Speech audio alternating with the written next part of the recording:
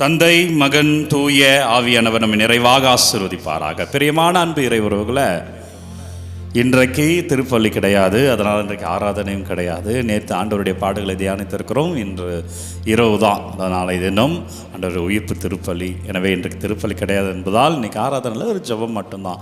இறை வார்த்தையோடு ஆண்டவர் நன்றி செலுத்துவோம். நன்றி அப்பா, வழி நடத்துங்க ஆண்டவரே, ஆசீர்வதிங்க ராஜா.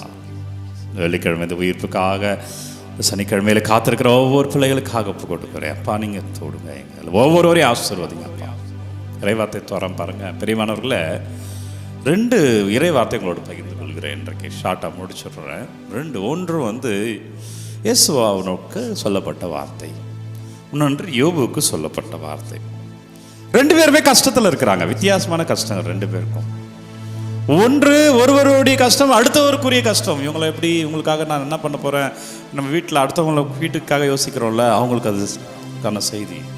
மற்றொன்று நமக்கான செய்தி. யோபுவோடைய கஷ்டம் தனக்கான கஷ்டம், தனக்கு நேர்ந்த இன்னல்கள், கவலைகள், உங்கள் வாழ்க்கையில் நடந்த அநியாயங்கள். 2 இறை வார்த்தை ஆண்டவர் பேசுகிறார் அது மூலமாக. ஒன்று இயேசுவாவுடைய வாழ்க்கையில், யோசுவா புத்தகம் 1ஆம் அதிகாரம் 9வது வார்த்தை. அஞ்சாதே, கவலைப்படாதே, வீர்கோள் துணிந்து நில், ஏனெனில் உன் கடவுளும் ஆண்டவருமாகிய நான் நீ செல்லுகிற இடமெல்லாம் உன்னோடு இருப்பேன். என்னன்னா, மோசேக்கு அப்புறம் இஸ்ராயேல் மக்களை வழி நடத்தணும். எப்படி வழி நடத்த போறோம்? பயம்.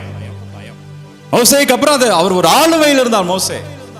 அப்போ ஆண்டவர் சொல்றாரு, இயேசுவா அஞ்சாத, இயேசுவா கவலைப்படாத, வீறு கொண்டிரு, துணிஞ்சிரு, உன் கடவுளும் ஆண்டவருமாகிய நான் செல்லுகிற இடம்லாம் கூட இருக்கேன். அப்போ ஆண்டவர் இன்றைக்கு நீங்கள் கூட உங்கள் குடும்பத்தை நினச்சி பயப்படலாம், பிள்ளைகளை நினச்சி பயப்படலாம், எதிர்காலத்தை குறித்து பயப்படலாம், உங்கள் கணவரை குறித்து பயப்படலாம், உங்கள் வாழ்க்கை குறித்து நீங்கள் பயப்படலாம்.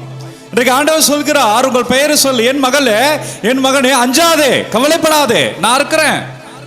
வீர்கள் துணிந்து நில், நீ போற இடங்கள் எல்லாம் நான் உன்னோடு இருப்பேன். ஆண்டவர், நான் எப்படி துணிஞ்சிருக்கணும், நான் எப்படி வீறு கொண்டு இருக்கணும், உங்க மனசுல எழலாம். அப்ப ஆண்டவர் சொல்றாரு, நீ ஏனென்றால் நீ வீறு கொண்டு தான் இருக்கணும், துணிதான் இருக்கணும். ஏனென்றால் நீ செல்லுகிற இடங்கள் எல்லாம் கூட வர.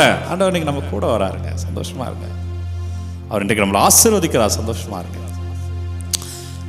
எனவே உங்கள் குடும்பத்தை குறித்தோ, உங்கள் தொழிலை குறித்தோ, உங்கள் உறவுகளை குறித்தோ இருக்க பயத்துக்கு நீக்குங்க. இயேசுவா நம்பினார். இஸ்ராயேல் மக்கள் வாக்களிக்கப்பட்ட தேசத்துக்கு சென்றார்கள். நீங்களும் நம்புங்க. நீங்கள் எதை குறித்து பயந்துங்க, அதெல்லாம் ஆசீர்வாதமாக இருக்கும். ஆண்டவர்கிட்ட ஒப்பு கொடுத்த இனிமே பயத்தை விட்டுருங்க. 2வது யோபு தன்னை குறித்து பயம்.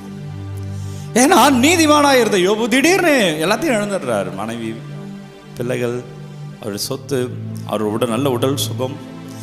கூட இருக்கிறவங்களாம் நீ ஏதோ பாவம் பண்ணிட்ட, அதனால தான் நீ இப்படி நோயாளியாக மாறிட்ட, எல்லாத்தையும் இழந்துட்ட அப்படின்னு அவரை கிண்டல் பண்ணுறாங்க நண்பர்களே.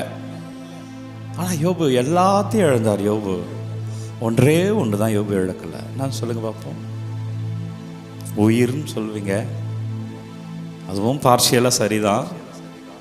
ஆனால் என்ன அவர் இழக்கலைன்னா, அவர் எல்லாத்தையும் இழக்கும் போதே அவர் உயிர் போனது போல தான் நம்ம எல்லாமே போயிடுச்சு. இல்லை, அவர் இழக்காத ஒன்று நம்பிக்கை, இறை நம்பிக்கை. அதுதான் கடவுள் சொல்றார், என்னுடைய யோபு நம்பிக்கை இழக்க மாட்டான். சாத்தான் பேசும்போது சாத்தான் சொல்றார், அவன் என்ன நடந்தாலும் நீ சோதி, ஆனால் அவன் நம்பிக்கை இழக்க மாட்டான். அதே போலதான் யோபு நம்பிக்கை இழக்கல, எல்லாத்தையும் இழந்துட்டாரு. அன்பர்களே, உங்க கூட இருக்கிறவங்களை அவமானப்படுத்தலாம், உங்களை கார்னர் பண்ணலாம், இல்லை நீங்கள் உங்களுடைய தொழில் ரீதியாக நீங்கள் பின்தங்கி இருக்கலாம், பொருளாதாரத்தில் நீங்கள் பின்தங்கி இருக்கலாம், நீங்கள் ரொம்ப கவலையில் கஷ்டத்தில் பின்தங்கி இருக்கலாம். நண்பர்களே, நம்பிக்கை இழக்காதீங்க. கடவுள் மேலே உள்ள நம்பிக்கை, ஆண்டவர் மேலே உள்ள நம்பிக்கை இழக்காதீங்க. ஆண்டவர் மேலே நம்பிக்கை இழக்காத பிரியமான பிள்ளைகளை, நம்பிக்கையோடு இருங்கள் நண்பர்களே. யோபு இறை நம்பிக்கை மட்டும் அவர் இழக்கல. அவர் இழந்ததெல்லாம் யோபு எத்தனை மடங்கு திரும்ப பெற்றாருன்னு தெரியுமா? கெஸ் பண்ணுங்க பார்ப்போம். ஆமாம் நண்பர்களே, இரட்டிப்பாய் பெற்றார். நீங்கள் கூட நம்பிக்கை இழக்காதீங்க. இதோ இன்னைக்கு நைட்டு ஈஸ்டர், இன்றைக்கு 11:30 மணி பூசை ஆலயத்தில் நடக்கும். சில கிராமங்கள்லாம் காலையில் நடக்கும், இல்லை சில இடங்களில் கொஞ்சம் முன்கூட்டியே நடக்கும். அந்த பூசை உங்களுக்கு விடுதலைங்க. எல்லா வாழ்க்கையும் இந்த 3ஆம் நாள் வரும். அதான் உயிர்ப்பு நாள். பாடுகள் முடிஞ்சு 3ஆம் நாள் உயிர்ப்பு நாள். உயிர்ப்பு நாள் இன்றைக்கு உங்களுக்கு 40 நாள் நோன்பு இருந்திருப்பீங்க, 40 நாள் ஜெபித்து இருப்பீங்க. உங்களுக்கு ஆசீர்வாதங்க. இன்றைக்கு நைட்டு ஆசீர்வாதங்க. யோபு அனைத்தையும் பெற்றார். சோதனைகள்லாம் இருந்தது, வழிகள்லாம் இருந்தது, தாங்கி நின்றார். இயேசுவா அது மாதிரி தாங்கி நின்றார். அந்த மக்கள் வாக்களிக்கப்பட்ட தேசத்துக்கு போனாங்க. வரலாறே மாறியது. உங்கள் வாழ்க்கையில் உங்கள் வாழ்க்கை வரலாறு மாறும். யோபு எப்படி நம்பிக்கையின் அடையாளமாக இருக்கிறாயோ நீ அப்படி அடையாளமாக இருப்ப. எனவே நம்பிக்கையோடு இருங்க, இறை நம்பிக்கையில் இருங்க. அந்த இறை நம்பிக்கை உங்களை வாழ வைக்கிறது. அந்த இறை நம்பிக்கை நீங்கள் எழுந்ததை தருகிறது. அந்த இறை நம்பிக்கை உங்களை ஆசீர்வதிக்கிறது. அந்த இறை நம்பிக்கையில் நீ மகனே, என் மகளே, சாட்சியமாய் நீ இருப்பாய். நன்றி அப்பா. பிள்ளைகள் ஒவ்வொருவருக்காக ஜெபிக்கிறேன். ஓ ஆண்டவரே, நம்பிக்கையோடு உங்களிடம் இறைஞ்சுகிறேன். பிள்ளைகள் ஒவ்வொருவரையும் ஆசீர்வதிங்க தகப்பனே. இதோ இந்த புனித சனிக்கிழமையில் பிள்ளைகள் என்னவெல்லாம் ஜெபிக்கிறார்களோ அப்பா, நீங்க ஆசீர்வதிங்க. 40 நாள் வேண்டுகளை வைத்திருக்கிறார்களோ அப்பா, இன்று உயிர்ப்பு பெருவிழா திருப்பலி இந்த பிள்ளைகளுக்கு ஆசீர்வாதமாய், சுகமாய், பொருளாதார ஆசீர்வாதமாய், வீடு ஆசீர்வாதமாய், திருமண ஆசீர்வாதமாய், குழந்தை செல்வ ஆசீர்வாதமாய், பிள்ளைகள் என்னவெல்லாம் தடைகள் நீங்களும் நினைச்சாங்களோ வாழ்விலுடைய உயர்வினுடைய ஆசீர்வாதமாய், எதுவெல்லாம் மாறணும்னு இருந்தார்களோ, யாரெல்லாம் மாறணும்னு நினைச்சார்களோ, எவர் மனமெல்லாம் மாறணும்னு நினைச்சார்களோ, பிள்ளைகளை இயேசு கிறிஸ்துவின் பெயரா அவங்க நம்பிக்கையில் நீங்கள் பெறுவீர்களாக. அப்பா, உங்க மேல உள்ள நம்பிக்கை நீங்க ஆசீர்வதிங்கப்பா. நீங்கள் அந்த பிள்ளைகளை வழி நடத்துங்க. எனவே எல்லாமல்ல இறைவன் உங்களை தந்தை, மகன், தூய ஆவியானவர் நிறைவாக ஆசீர்வதிப்பாராக. நம்பிக்கையோடு இன்னைக்கு நைட்டு கோயிலுக்கு போங்க, ஆண்டவர் உங்களை ஆசீர்வதிப்பார்.